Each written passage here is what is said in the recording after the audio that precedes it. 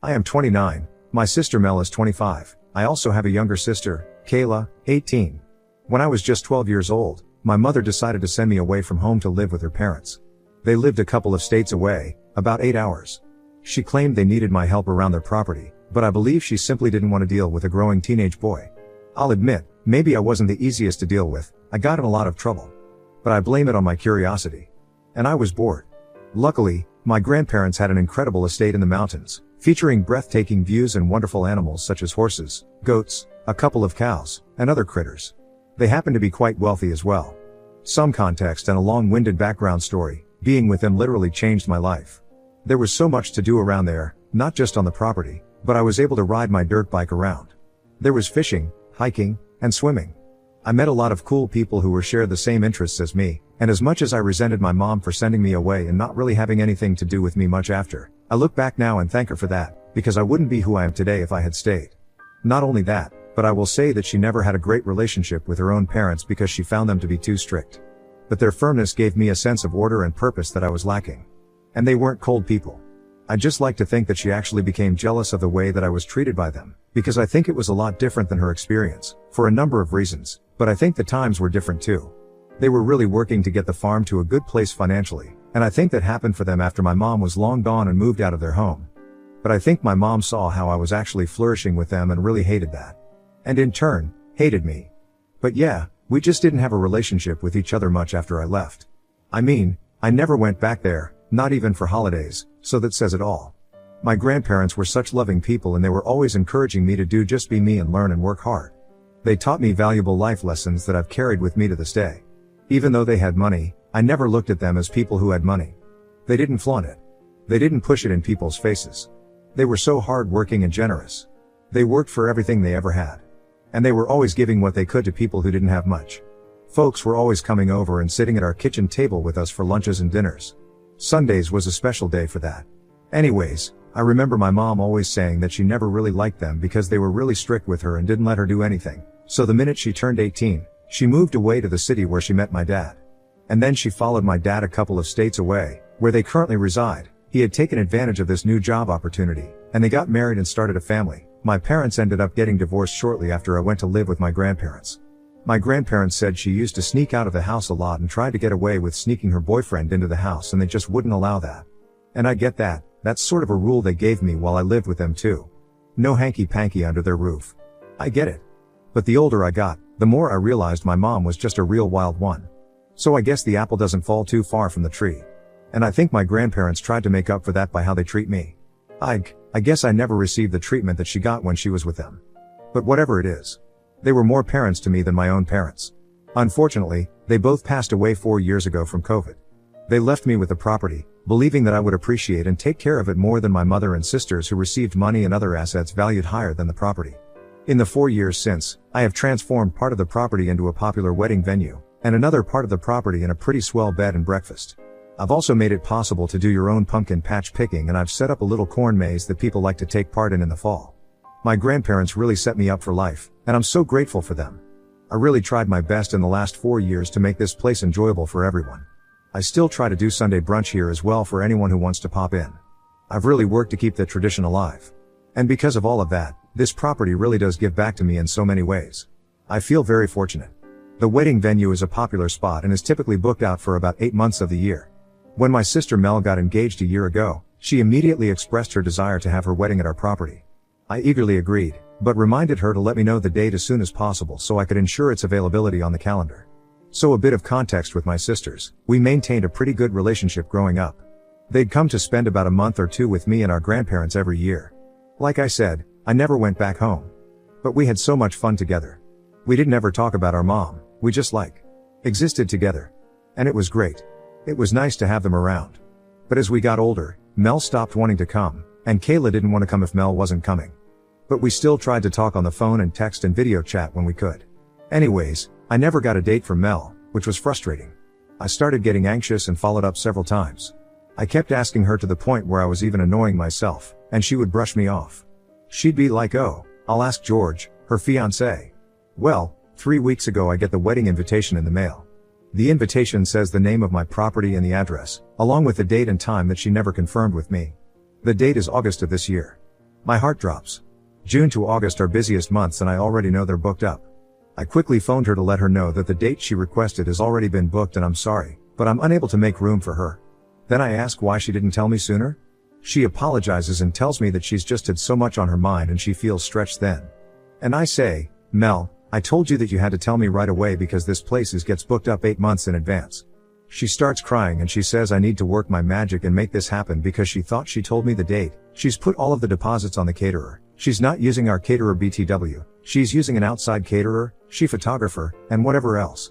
She said she sent out the invites to over 200 people already. I said, Mel, the weekend you want is already booked and they've already put their deposits down.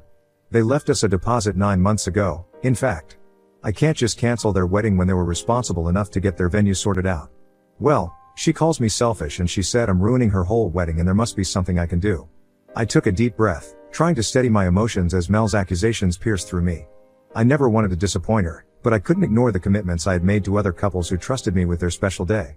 Mel, I'm truly sorry that this has happened, but I can't just cancel on another couple to accommodate your wedding. Mel's sobs echoed through the phone, and her words came out in between what sounded like hiccups. But this is my dream wedding, and everything is falling apart now because of you. And I said because of me? You didn't send me the date when I repeatedly followed up with you. This is on you. She starts sobbing and she tells me that Grandma and Grandpa would be so mad at you. Taking a moment to collect my thoughts, I spoke firmly yet calmly into the phone. Mel, I understand that this is important to you, but you need to understand that I have obligations to fulfill as well. I'm running a business here, Mel. I can't just disregard the commitments I've made to others who have entrusted me with their special day. I told her that she needs to figure something else out and I end the call. Well, within the hour I get an unknown number calling my phone. I pick up, it's my mom. She tells me that I'm being completely disrespectful to my sister and that I'm just jealous and I'm trying to ruin her day by making up excuses. She said if I don't book my venue for my sister that she's going to get her and her friends to blast the venue socials and give me bad ratings. She said I'm just being an entitled brat and trying to play God. I literally laughed at her and I told her to go ahead.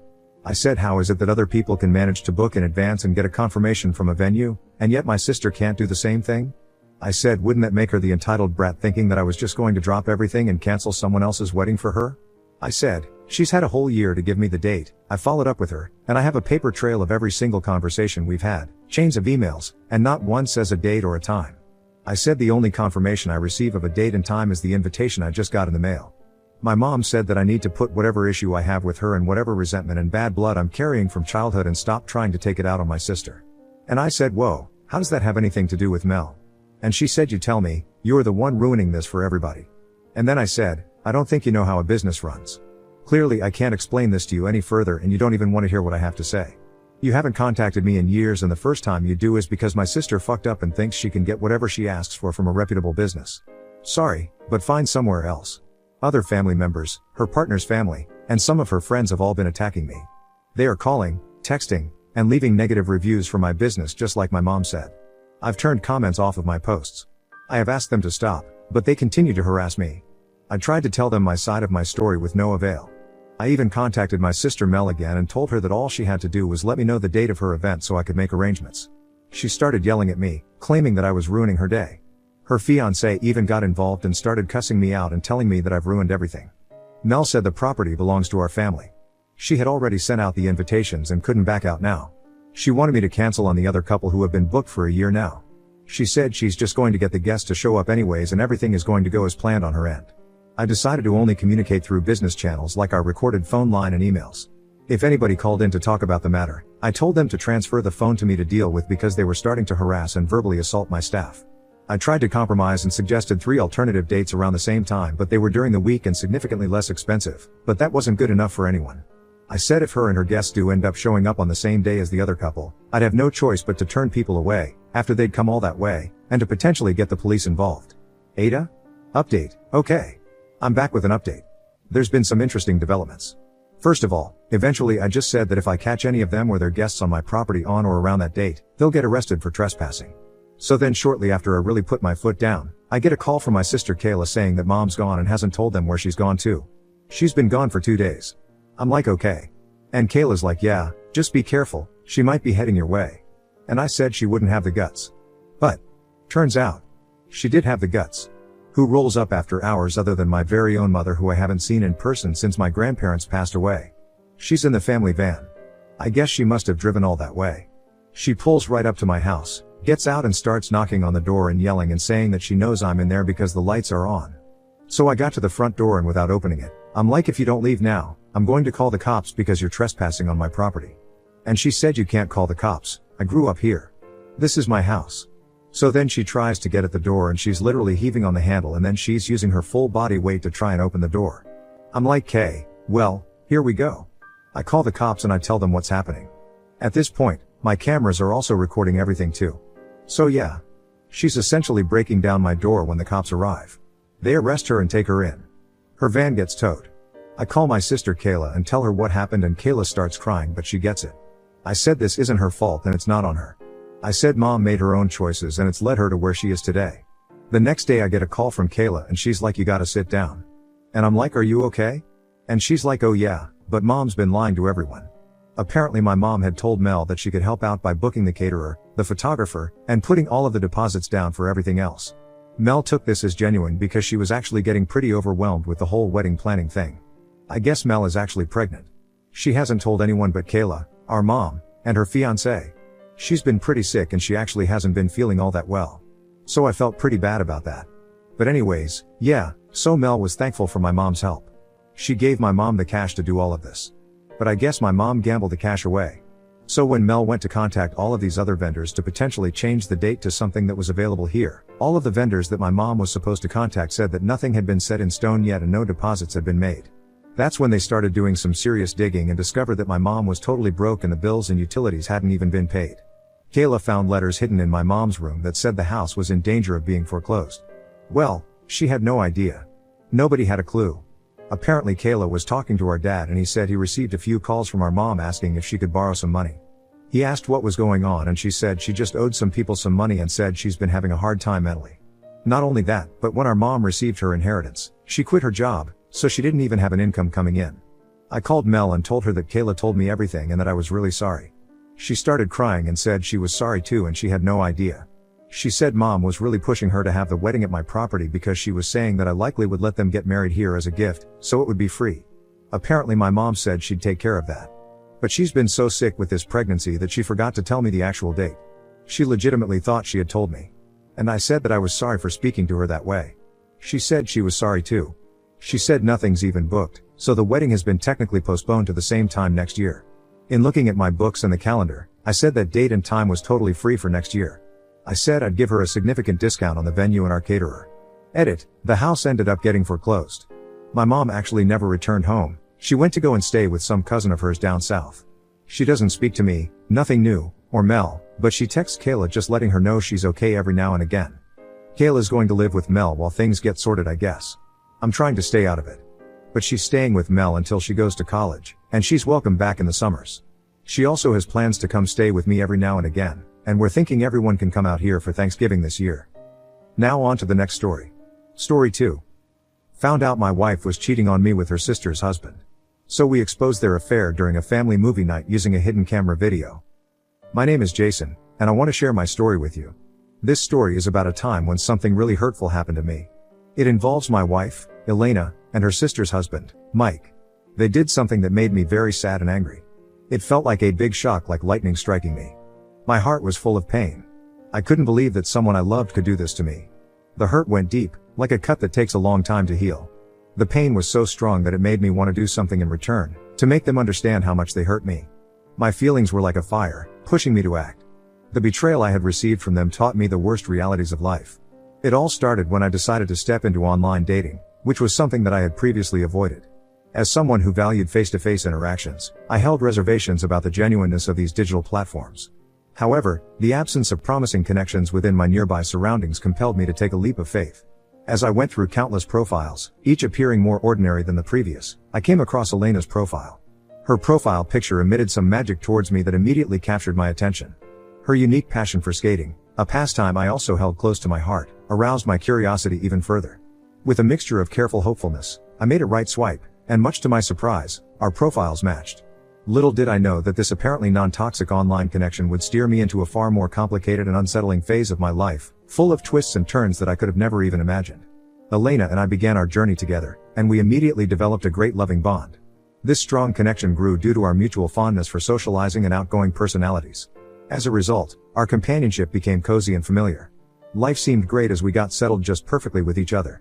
However, relationships are often more complex than they appear. Our story took an interesting turn when we welcomed Elena's younger sister, Selena, and her husband, Mike, into our lives. Since we all lived so close to each other, our interactions with them went beyond the usual interactions you might have with relatives. Instead, we became inseparable companions who enjoyed going on double dates and simply hanging out together. We had a really good bond, we hosted each other often, and living so close, we felt a sense of security and acquaintanceship. Mike, in particular, played an important role in my life. He became like a caring and supportive older brother. He became more than just a friend to me.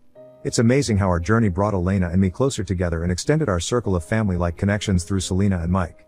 Our close friendship with Selena and Mike made the unexpected revelation later occurring in our lives even harder to bear. It all started innocently enough with a visit from Mike to our apartment. It happened when one day, I came back from the office and saw Mike leaving our apartment. He said he had come to return something that Selena had borrowed. At that moment, I didn't think much of it and didn't suspect anything was wrong. But as days passed, I couldn't shake off the feeling that something was just not right. The way Mike had acted during that visit began to play in my mind like a puzzle. His explanation had been vague. Looking back, it seemed like he was hiding something. My mind started connecting the dots, and slowly, the truth emerged after a few more such weird incidents. The trust we had built over time had been shattered in an instant. The bond we shared with Selena and Mike had been a smokescreen hiding the truth. The revelation hit me hard as if the ground had been pulled from under my feet. The friendship that once felt unbreakable was now broken, and the hurt ran deep. Reflecting on those moments, it became clear that sometimes things are not as they seem. The closeness we feel with others might mask hidden secrets. It's a painful lesson that taught me the importance of truly knowing the people we invite into our lives. This all was revealed when my everyday routine was disturbed one day after receiving a distressed call from Selena. Her voice carried a weight of urgency and that just caught my attention instantly. It was clear that something of huge significance had happened. She was crying a lot and just asking to meet in person to talk. Her voice was trembling, which showed the gravity of the situation. Without hesitation, I made up my mind to respond to her call for help. Even though I was quite busy that day and I had no time, I could not dismiss Selena in such a condition. In this scenario, it was clear that Selena needed my help, and she needed it now. However, her request for secrecy added a layer of complexity to the situation. She asked me not to call Mike or Elena, which was strange to me. I was suspicious and worried, but I excused myself from my work. On my way to Selena's place, I thought of every aspect that could have occurred for her to call me so urgently. But upon getting to know the reality, I realized my mind could never even work up to that extent. I had no idea that my life was going to fall apart that day. A heavy feeling filled the air as I stepped into Selena's house. Selena looked really sad, her hair all messy and her cheeks wet from tears. Her condition pointed out a very miserable story ahead. I asked her what had happened and why she was crying so much. She remained silent, but I did not stop questioning. By that point, I was extremely concerned. Without saying a word, she took me to her baby's room. I thought maybe it was something concerning the little baby girl. Though I was surprised that she would have called me for such an issue there, she started a video. The video was about to change everything, and I had no idea. At first, I was completely puzzled by what she was attempting to show me.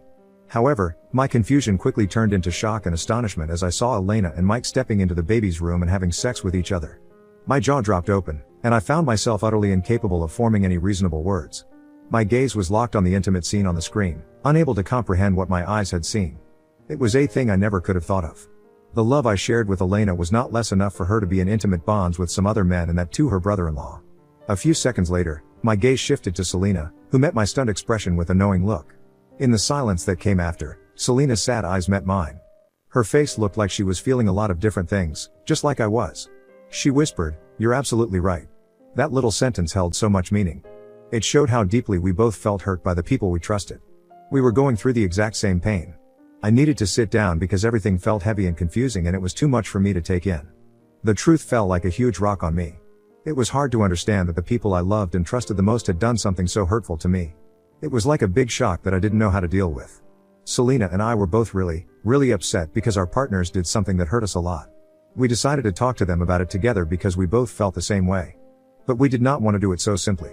We had to now plan an act of revenge for the betrayal we had received from our beloved partners. So we planned a specific day for this.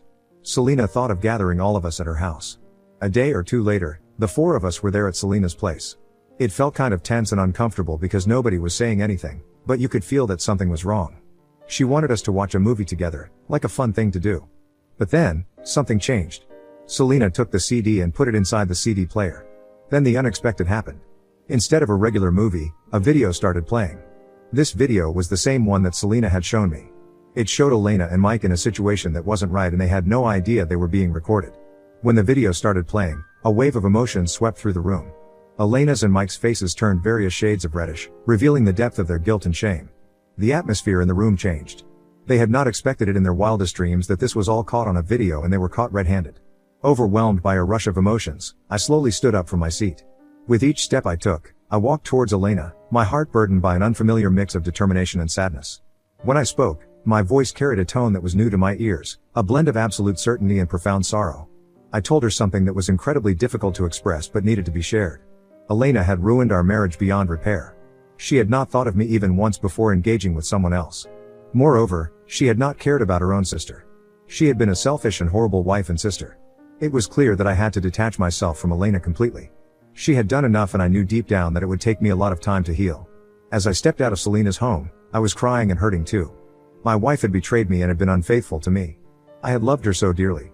I had never engaged in any unfaithful act in my entire marriage because I respected her so much. I could not imagine separating from the person I loved the most, but it needed to be done. I called my lawyer to file for divorce and proceed legally. As the word got out about what Elena and Mike had done, it created a big shock. People in our group of friends felt surprised too. The stuff they did was horrible, and even friends who used to really like them started saying bad things about them. You know, the close bonds we all had in our families, which used to make us feel really strong and close, now felt different because of the not so good things they did. Selena turned out to be even stronger than I was, which was admirable. She had hired a lawyer and she had fought for the complete custody of her daughter. She won the case and got custody. Mike's acts had made it very easy for her. Elena's infidelity in our marriage favored me greatly during our divorce.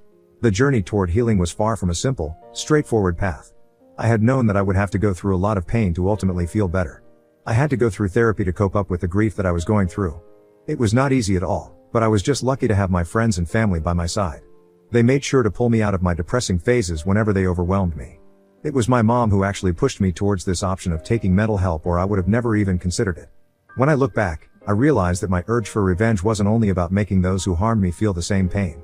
It transformed into a journey of discovering who I am, finding the strength to keep going, and starting fresh. The scars from being betrayed might stay with me, but they show me how much inner power we have to conquer even the most complicated challenges in life. After my divorce, I assumed I would stay in that pain forever, but that turned out to be wrong.